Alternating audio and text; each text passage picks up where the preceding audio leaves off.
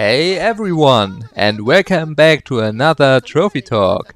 Today we are talking about Jak and Daxter The Lost Frontier, the final major entry in the Jak and Daxter series, and probably one of the most controversial games in the franchise. Going into this game, I honestly didn't have high expectations. The moment I started playing, I almost didn't want to continue. The first thing that immediately stood out was the graphics. Since this was originally a PSP game, it definitely looks rough by today's standards. In fact, I actually think Daxter on PSP looked better overall. Another issue was how Jak controlled. He felt really clunky at the beginning, his movement felt strange, and compared to the previous games, everything seemed a little stiff. Thankfully, that improved over time. The more I played, the more I got used to the controls, and eventually the gameplay started feeling much better than it did during those first few hours. One thing I liked was the return of echo powers. They reminded me a lot of the original Jak and Daxter.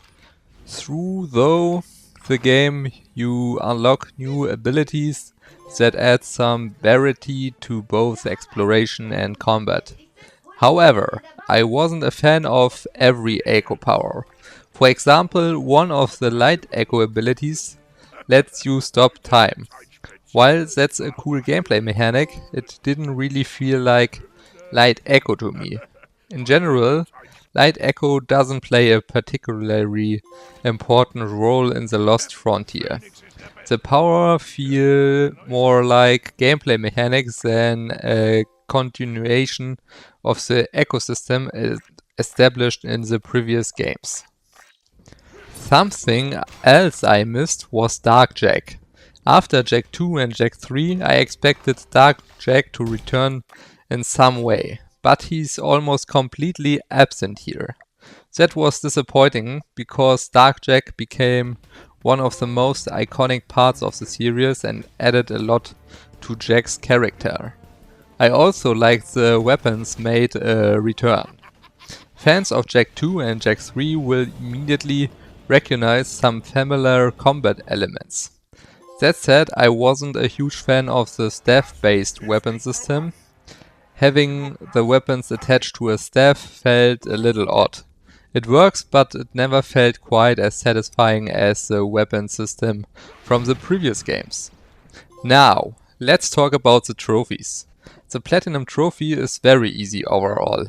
According to the community on PSN profiles, it's generally considered one of the easier Platinum Trophies in the franchise.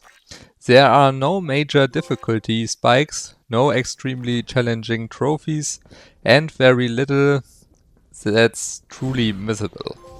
My biggest mistake was finishing the story before cleaning up everything else. After beating the game, I realized I still had things left to do, and because of how progression works, I ended up having to replay parts of the game to access certain areas again. So if you're going for the Platinum, I'd recommend doing as much cleanup as possible before finishing the final story missions. Other than that, the trophy list is very straightforward and beginner friendly. One aspect I wasn't completely sold on was the game setting. Instead of the world's design we knew from the previous games, The Lost Frontier focuses heavily on airships, sky pirates. Personally, it reminded me a little bit of Tailspin, if you know the series. That's obviously a matter of taste, but for me, it never really felt like a traditional Jak and Daxter adventure. The story itself was okay, but nothing particularly memorable. Most of my issues with the story actually come from the setting rather than the plot itself. On the positive side, I really enjoyed the soundtrack.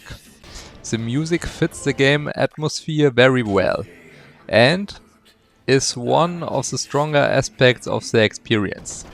I also have to give credit to the boss fights. They were surprisingly fun and ended up being one of my favorite parts of the game. So, immediately the platinum pops. Let me know in the comments what you think about Jak and Daxter The Lost Frontier. And if you enjoyed this video, make sure to leave a like and subscribe for more trophy talks.